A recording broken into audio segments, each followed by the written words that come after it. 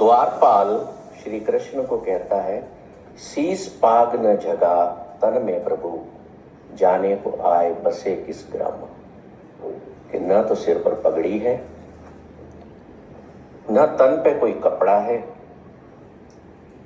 और पता नहीं कौन से गांव का बोलता है, कहां से आया हमें तो पता नहीं। धोती फटी सी लुटी दुपटी अरु, पाए उपाने की नई सामा।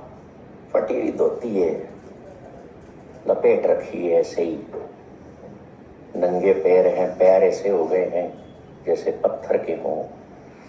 जिसने कभी जीवन में न जूता चप्पल ही न पहना, ऐसे पैर उसके हो गए बड़े बड़े गंदे बिल्कुल। द्वार खड़े हो द्विज दुर्बल एक, रहनो चक्षो वसुधा विराम। धरती का बेटा है, अपने आप को कहता है, और बाहर खड़ा है बिल्कुल दुबला पतला, जैसे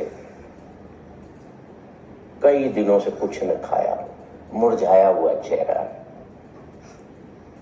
श्री कृष्ण कहते हैं कि ऐसा व्यक्ति कौन हो सकता है। अच्छा ये बताओ कि केवल धोती में है कि हाँ केवल।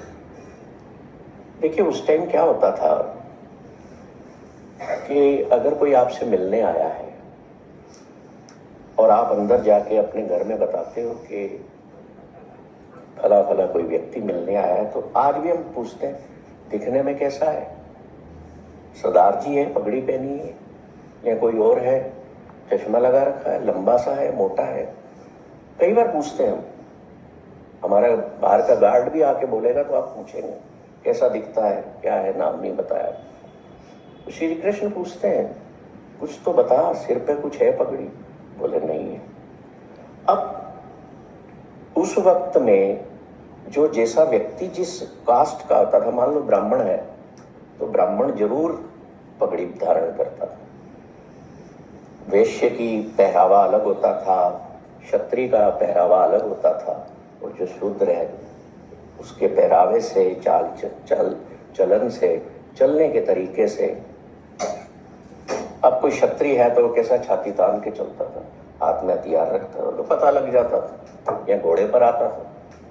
तो न तो अब उसके सिर पे पगड़ी है, न कपड़े हैं, सिर्फ धोती है, बाकी कुछ भी नहीं है, तो कैसे पहचान? कृष्ण पूछते हैं उस द्वारपाल से कि ये बताओ उसने कोई अपना नाम बताया?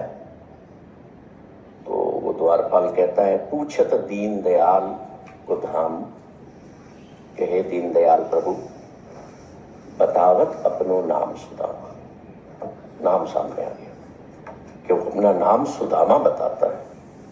अब श्री कृष्ण एकदम खड़े हो गए, वे सुदामा। गुरबाणी में एक बड़ी सुंदर पंक्ति आती है इस वाक्य को लेकर के। वो कहते हैं कि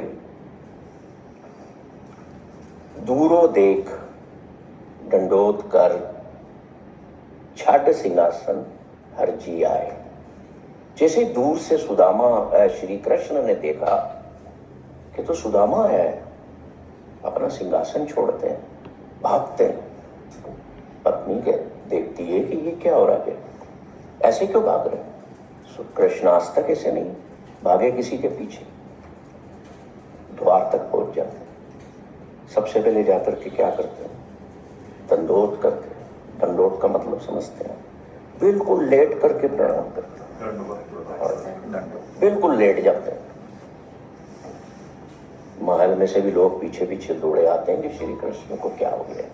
सब देख रहे हैं कि भगवान एक ऐसे व्यक्ति को दंडवत कर रहे हैं, पता नहीं कौन है। फिर हाथ जोड़ के उठते हैं, हाथ जोड़ के उसकी परिक्रमा कर रहे हैं। पहले दंडवत किया, फिर परिक्रमा की, फिर उसको गले लगा लेते। क्यों किया ऐसा? कि जो गुरु भाई होते थे, जो मित्रता होती थी, शुद्ध प्रेम पर आधारित होती थी। आज की मित्रता को देखो किस पर आधारित है? सोचिएगा आप, मैं नहीं बताने वाला ना, मेरा ये टॉपिक है आज का। प्रेम और हम्बलनेस, नम्रता, विनम्रता, ये सच्ची दोस्ती के वाहक होते थे। लोग आज कहते हैं ना, अरे तू चिंता मत कर, तेरे लिए मैं जान भी दे दूंगा। जान क्या दे दूंगी, जो 1000 रुपए देने की बात आएगी तो दिखेगा नहीं आपको। तो ऐसी तो मित्रता है आज के समय में। आप में से कोई बैठा है, कोई बताए मुझे कि मेरे पास एक मित्र है जीवन में, ऐसा बताओ जो जान तो हम किसी से मांगेंगे नहीं, पर जो आधी रात को उठ के खड़ा हो जाता हो एक कॉल पर। डॉक्टर की बात नहीं कर रहा हूं, मित्र मित्र। Thank you sir.